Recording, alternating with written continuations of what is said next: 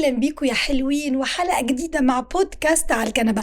حلقة حرفيا هتبقى مختلفة، حلقة بجد هتبقى يعني حاجة ما حد شافها قبل كده. ايه اوفر كده كتير، ده اوفر جدا بجد؟ فعلا يعني حرفيا اوفر. طب ما انا عايزة ادي حاجة تجيب مع الناس. طيب لا ما تبقي على طبيعتك وتجيبي مع الناس عادي. لا، ما هو طول ما احنا قاعدين على الكنبة بنشوف العجب، اكيد، بس بنشوف الافوره زي ما اسمى معانيها. فايه المشكله ان انا كمان اخش في الموضوع واقول حرفيا انا مش فاهم ايه اللي حصل. يعني انا ايه اللي حصل يعني يا شباب؟ والله ما اعرف. يعني انا عارف ان انا عايش بقالي كتير، بس مش لدرجه ان انا اشوف الاختلاف ده. يعني كنا بنتكلم عادي، دلوقتي بقى في كميه اختصارات وكميه لغه مختلفه و OMG وفي اسامي اتغيرت يعني. وفي ASAP. فانا لما سالت ASAP طول as soon as possible. ليه يا حبيبي؟ ما ده كان زمان في البيزنس كنا بنقول الكلام ده as soon as possible، بس أيوة دلوقتي قول لي as soon as possible، ما تقوليش ASAP. لا هو في سؤال مهم. في سؤال مهم. هو انا ليه اقول لك في حياتنا as soon as possible في المطلق بقى؟ يعني في البيزنس انا قادر افهم all English all the time. طب ليه؟ ايه اللي جرى يعني؟ روتينا ولا كانت ميلودي؟ لا هي ميلودي يتحدى الملل. الموضوع في حته الافوره دي خدنا في حته تانية، وخصوصا الشباب بقى الصغير، اصدقائي الاحباء الجينزي بقى واخدين الموضوع في افوره حتى في اللبس. يعني نقطع قوي، نقطع جدا، واسع جدا، ضيق جدا، قصير جدا، مفيش وسط. ايه فعلا ما حلو ان الوسط لطيف. هي بس انا بشوف ان فكره الافوره جايه برضو للاسف الشديد. وانا عارف ان في واحد في الكومنتات هيقول لي طب ما باب النجار مخلع. السوشيال ميديا خلى ان انا مضطر افور عشان اعلي على اللي جنبي، عشان اظهر زي شفتي زي الانترو بتاعتي. يا حلوين ويا كتاكيتي، تطلع واحده من بلوجر تقول لك يا كتاكيت عاملين طب انا راضي ذمتك، انا لو بتفرج عليها هبقى كتاكيتها ازاي؟ يعني هبقى كتاكيتها من انهي اتجاه؟ كتكوت. هي دي كتكوت بالحجم ده مرعب قوي، ده اوفر فعلا. اللقطه كلها فين؟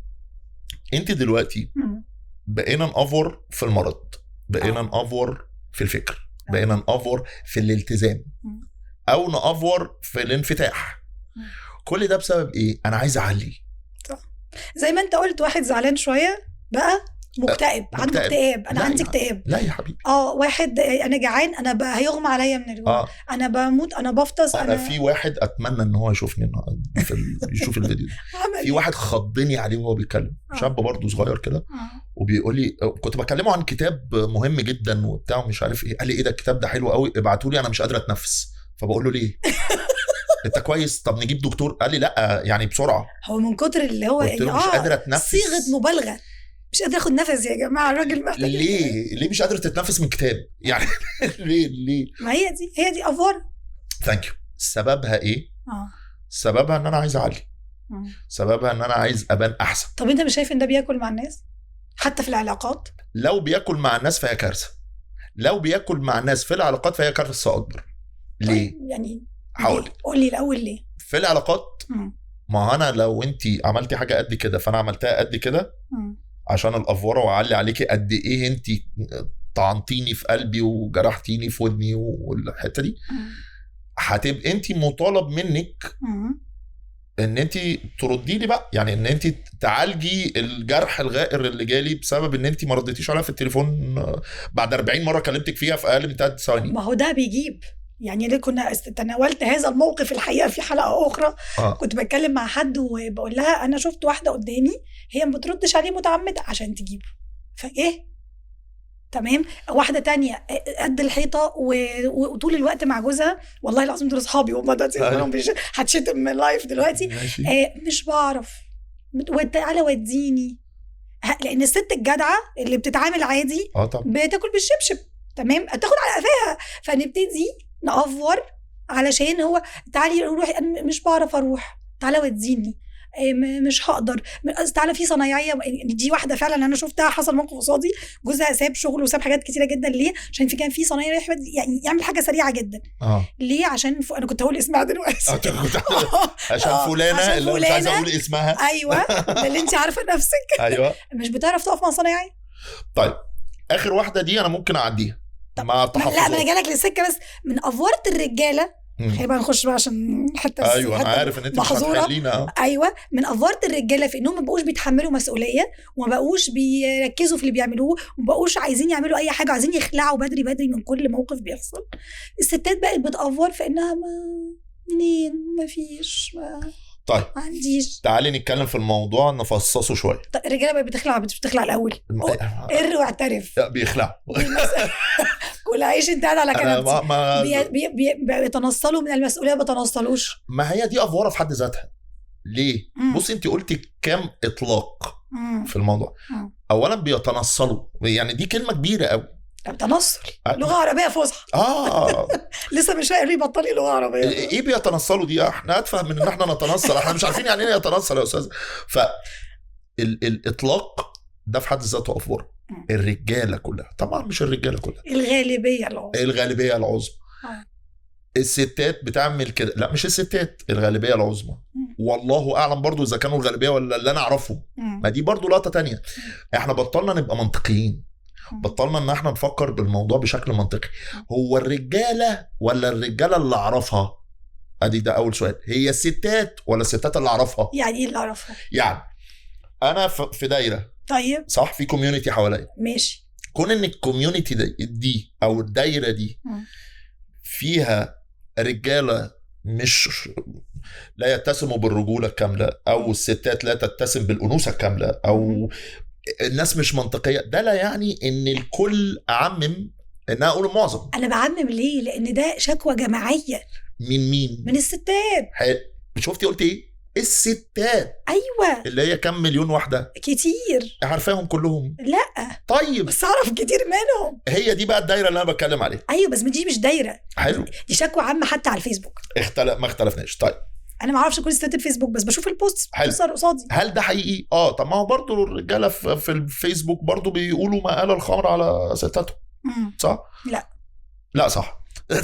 خدي مننا الرجاله اللي بشوفهم بقى برضه. ماشي. انتوا عندكوش جروبس زي بتاعتنا؟ احنا عندنا جروبس. لان احنا اتفهم من كده يعني. افهمك الاطلاق ده والتعميم ده كله بيخليني اقتنع بالفرضيه ان هي حقيقه.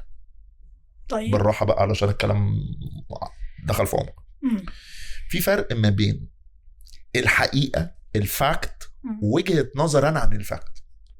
يعني احمد شعلة صوته عالي، اوكي، دي فاكت، ماشي، صح. اي بني ادم ماشي في الشارع هيقول لك احمد شعلة صوته عالي، ماشي، حاجه متفقين كلنا عليها. احمد شعلة بيزعق لي، لا دي احنا ممكن نفكر فيها شويه. لا هو مش بيزعق لك، لا هو صوته عالي، دي وجهه النظر. دي وجهه النظر. دي الفرضيه اللي انا افترضت بيها او ترجمتي للفاكت اللي حصل. حلو.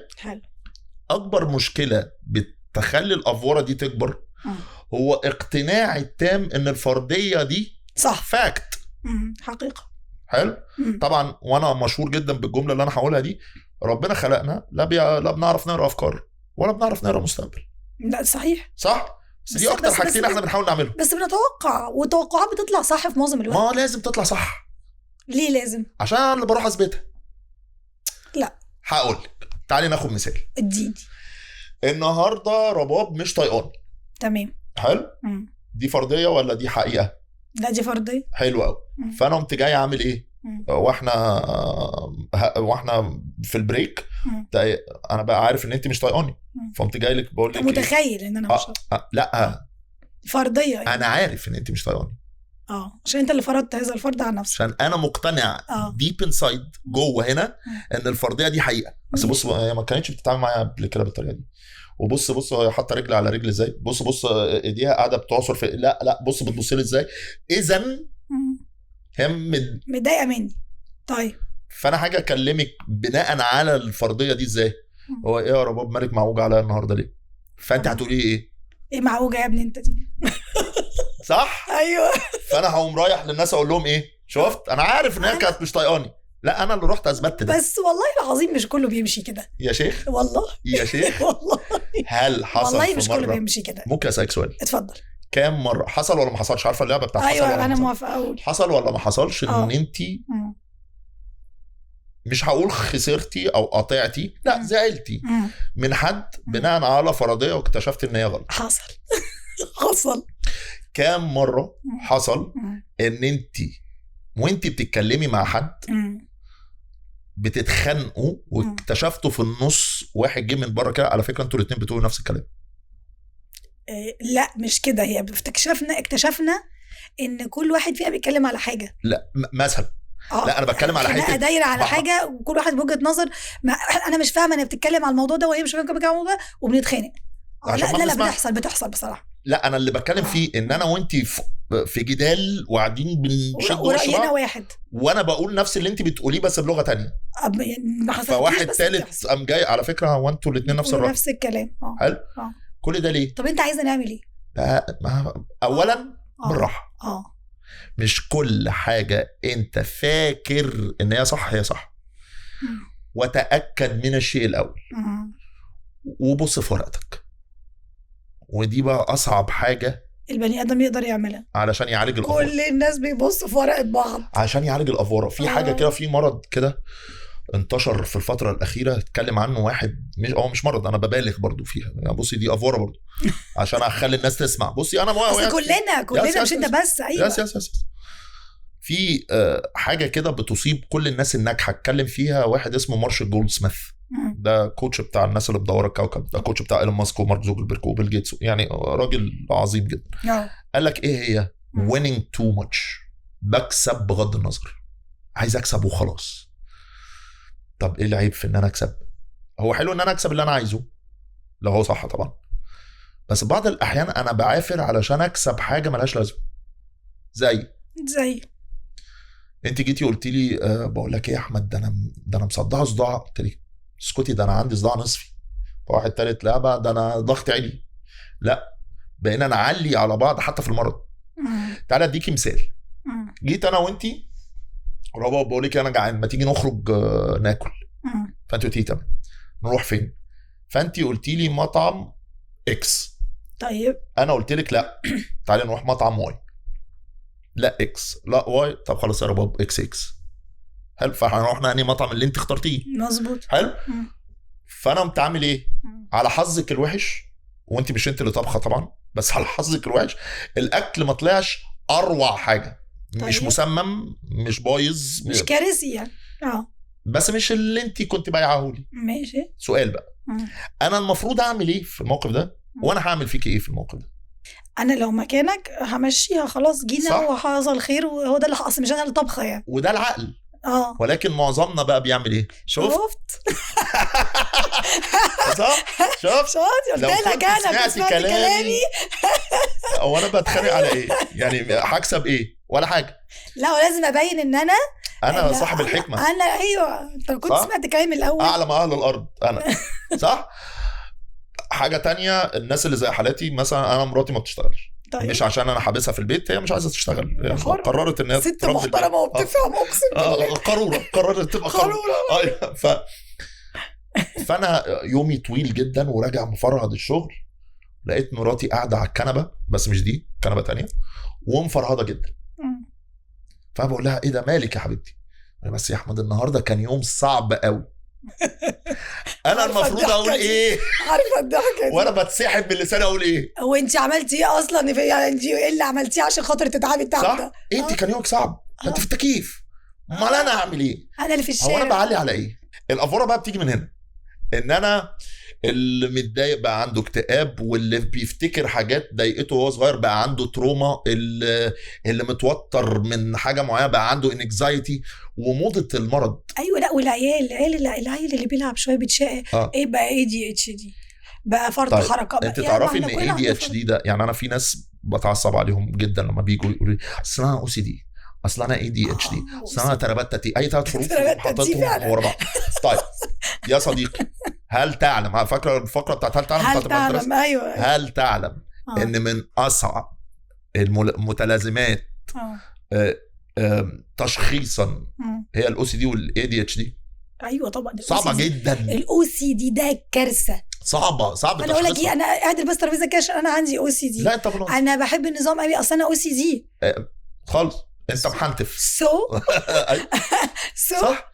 فبقى بالنسبه لي الوجاهه الاجتماعيه تساوي افوره. بس على فكره احنا طول عمرنا كده، يعني زمان يقول لك ايه دي نضيفه قشطه مش عارف ايه علاقه القشطه بالنظافه، انا تخيل ان بني ادم شبه القشطه، فده شيء مقرف جدا. بس يعني والله كلام انا عماله افتكر معاك كلام كتير قوي احنا بنقوله. ده المبالغه دي واضح انها سمه انسانيه. ما يا فندم صيغه المبالغه هي احد طرق البلاغه، ما اختلفناش. دي واحده زي القمر ده. ايوه، والقمر اصلا جسمه معتم وشكله وحش ومخرم وحالته منيله في 60. ف صيغه المبالغه لما بتيجي للبلاغه ما عندناش مشكله فيها. انا مستنيك من وانا صغير، انا واحد زي حالاتي يقول لك شعر طول وانا مستنيك، ماشي. دي دقني تولد من البلاغه. انا مشكلتي في الافعال، انا مشكلتي في المبالغه في الفعل. صح. بمعنى انا دلوقتي لما باجي بمشي مثلا، بخش رحاب، بخش اي مكان فيه تجمع جنريشن زي، لا مش سكني عادي، مش سكني عادي. اوكي. الاماكن اللي فيها الجن زي متوفر، ده المولات يوم الخميس، العيال اللهم صل على النبي اتهبلت كلها قدام الكاميرات، وكلها تيك توك، وكلها بتقعد تعمل حركات بايديها في الشارع. في المطلق شفتهم حاطين الكاميرا الموبايل على الارض على الرصيف، واقفين 3 بنات وتربت تتيبه زي ما انت صح. انا مثلا في يوم من الايام طالع ادي سبيتش في جامعه ما في مكان ما بدون ذكر اسم. تمام. حلو. فكره الكروب توب انا افتكرته ان ده زي بتاع الجامعه، من كتر ما انا مش لاقي بني ادم لابس حاجه طبيعيه. والبناطيل الربط، الواد طب ما تقطع، ما انت جايب البنطلون ليه؟ ما تلبسوش يعني. وبعدين ايه كروب توب دي؟ يعني كان استومك ماله قبلي بقى هو فعلا ده يعني. اذكر على ما اذكر ان كان اسمه هاينك ده الهايكول او الهايكول. دلوقتي بقى اسمه تيرتل نيك. ماله تيرتل نيك؟ لا اله الا الله. ايه العلاقه؟ انا مش فاهم والله. ما وصلتليش دي لسه. فاكره زمان الباجي اللي هو طبعا بقى اسمه كارجو. سمعت الموضوع. ايه ده؟ في مالكم يا جدعان؟ ما تصلوا على النبي، ما تهدوا. احنا حافظينهم بالعافيه. المبالغه في الشراء، المبالغه في، ما هي دي كل ده ايه؟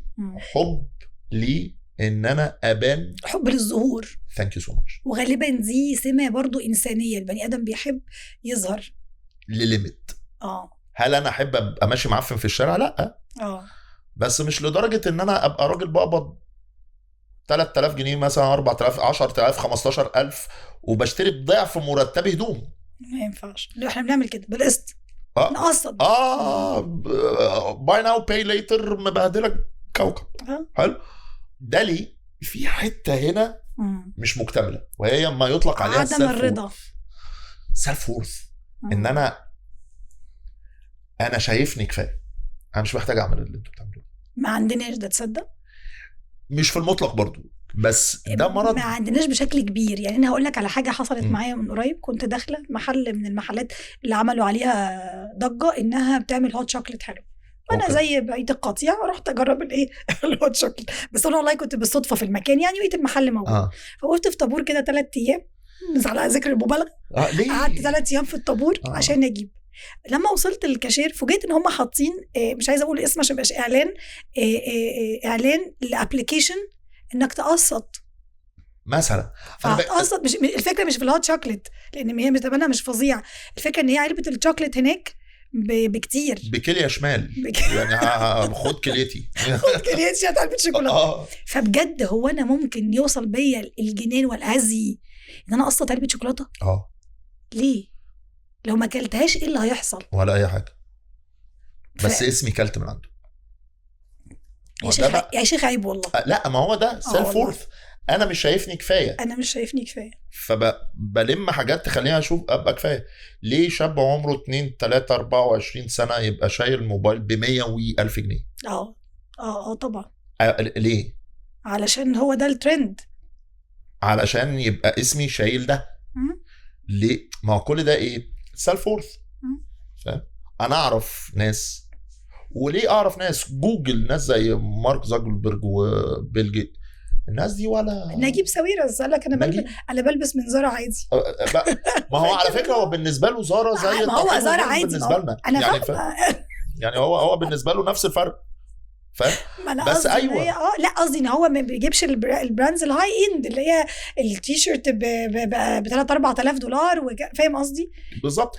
ليه انا اشتري ده؟ وفي الاخر شفت الفيل اللي نزل من قريب ان طلع الموضوع ده كله متكلف، يعني الحاجه اللي ب 10,000 دولار في امريكا هي اصلا من الصين، الصين أيوة. بقى ضربت طقشتين. أيوة. فنزلوا قال لك ثمن الحاجه الاصلي. أيوة. فاصلا انت لابس حاجه فضايح ثمنها ما كملتش $100 فكارثه. 90% بلاش 90% عشان ده اطلاق، دي اكذوبه البراندات. معظم البراندات اللي بتتعمل عندنا في مصر بتاعت الهدوم والقمصان والحاجات دي تبقى هنا مكلفة. انا دخلت مصنع في بني يوسف تمام بعمل معاه شغل، لقيت كل التيشيرتس بتاعت برشكا وبولاند بير كلها متصنعه هناك. اوعي والنبي لا هم مش بيبيعوها، هم بيصنعوا لهم الماتيريال يعني موجوده متجابه من جسر السويس. الطباعه في بني يوسف والتصنيع بني يوسف ده مصانع كبيره حاجه. ايوه طبعا. ففي الاخر لقيت ان وسترادي فيريس والله العظيم انا اتخضيت. بعديها بقى رحت انا قلت بيقولوا لي كده لما قالوا لي ايه كنت بصور لا استني بس عشان مش عارفه ايه، فقلت ايه بيعيشوا الدور. والله العظيم رحت المول التيشيرت ده اللي كان قطع يعني فاهم. ايوه احنا بقى يقول لك بيسافر ما اعرفش سبين ويرجع تاني ويبتدي بقى يتباع لنا ان هو منتج مستورد عشان براند. ده مرار طافح ليه؟ على فكره لو سالت اي حد بتاع ماركتنج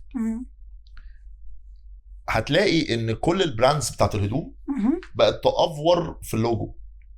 ايوه عشان تبان صارف ومكلف. البني ادم تحول الى بيلبورد متحركه لابس مثلا ارماني اكستشينج قد حياته. ايوه ليه؟ علشان انا اسمي لابس من ارماني اكستشينج.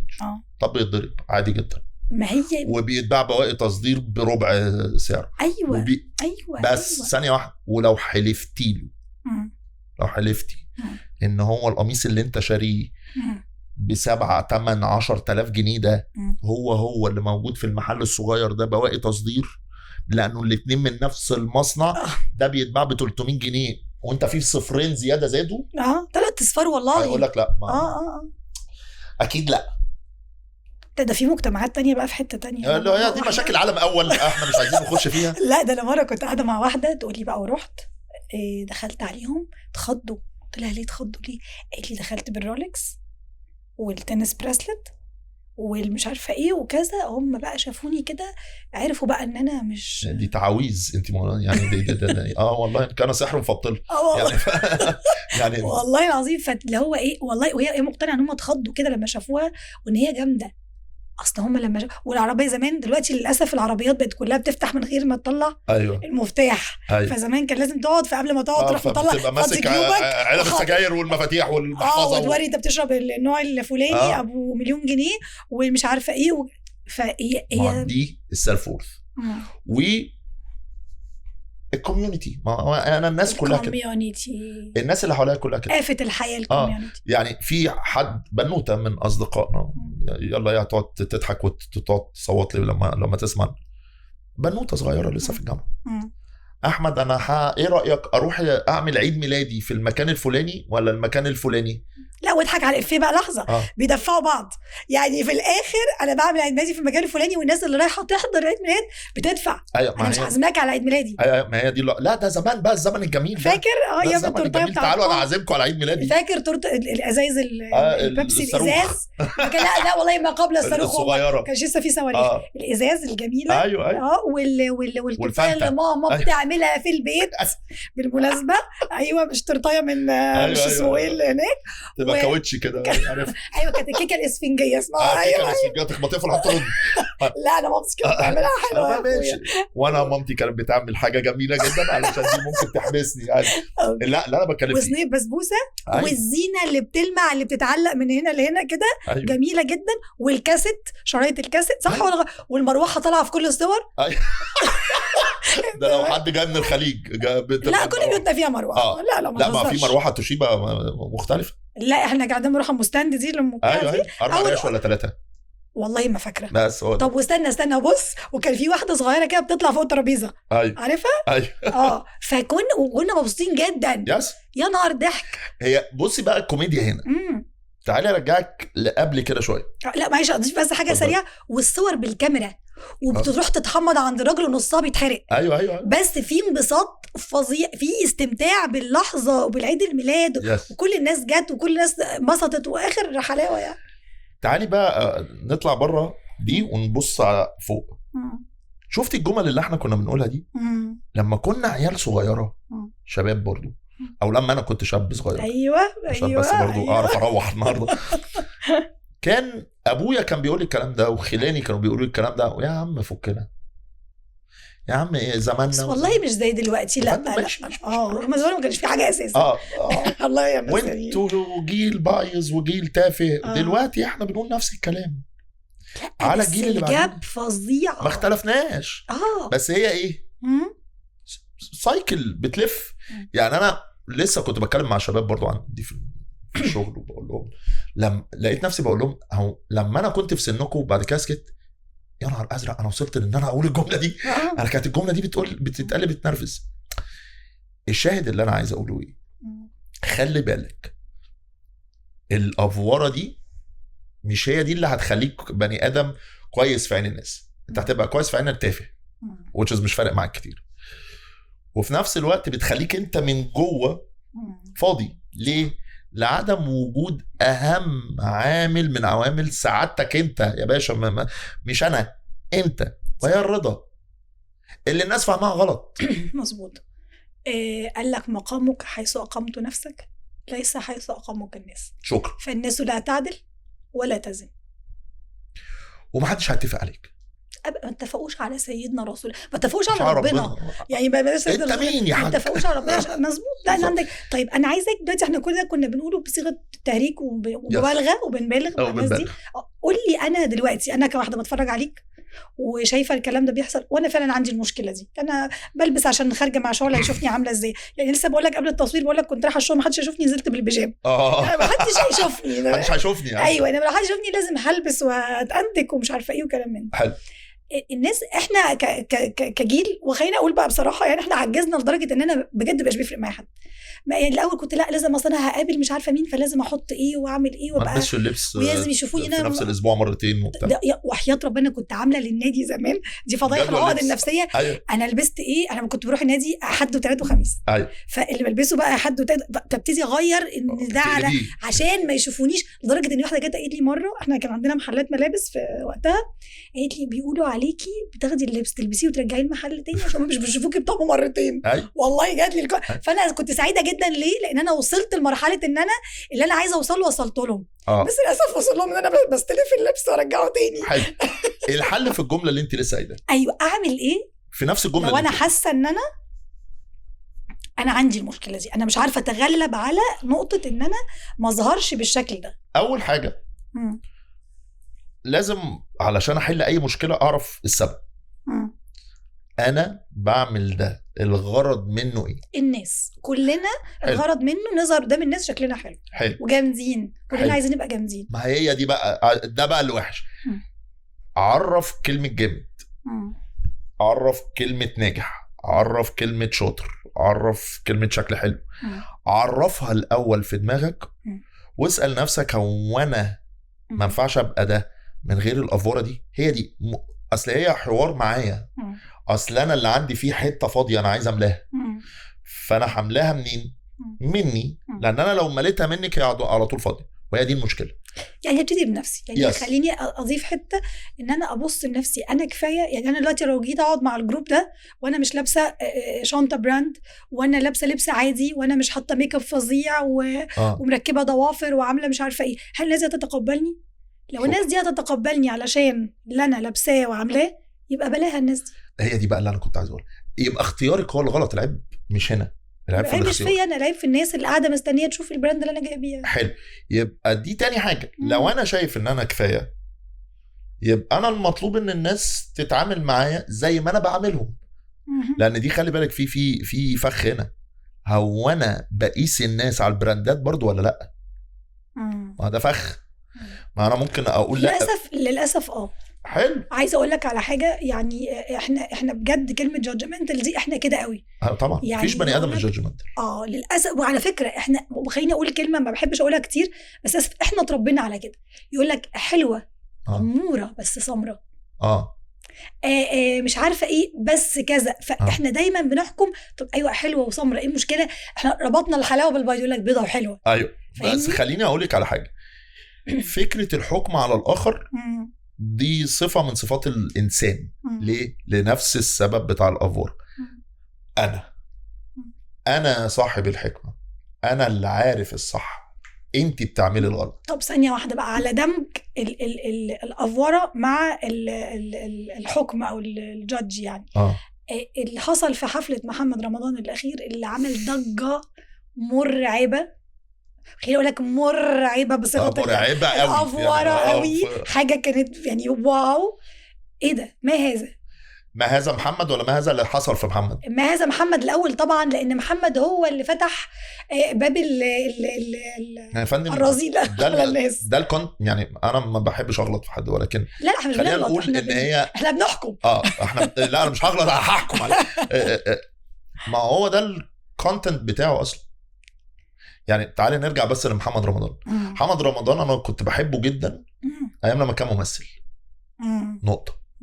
في افلامه اللي في الاول خالص الراجل ده كان بيمثل حلو جدا واثنى عليه عباقره من الممثلين. مظبوط. ولكن اول ما بدا يحول ان الكونتنت بتاعه اثاره الجدل، وكل الناس بتاعه الماركتنج هتبقى فاهمه اللي انا بقوله. انا دلوقتي ما بقاش في حاجه اسمها باد ماركتنج. انا طلعت دلوقتي قمت شاتم، فالناس كلها هتتفرج عليا، فانا هاخد فلوس. بتتفرج عليا بقى تشتمني، بتتفرج عليا تدعيني، مش فارق لي. هو أنا فده الكونتنت بتاعه. فانا مش عارف ليه الناس مستغربه من ان هو بيعمله، لان هو اوريدي ده الكونتنت بتاعه طول عمره. المره دي كان فيها بشكل غير مباشر، واتمنى ان هو يكون غير مقصود، اساءه للبلد اللي انت منها. يعني انت برضو بتلعب في ارض غير ارضك، والجون ب2. صحيح، الجون ب2 فعلا صح.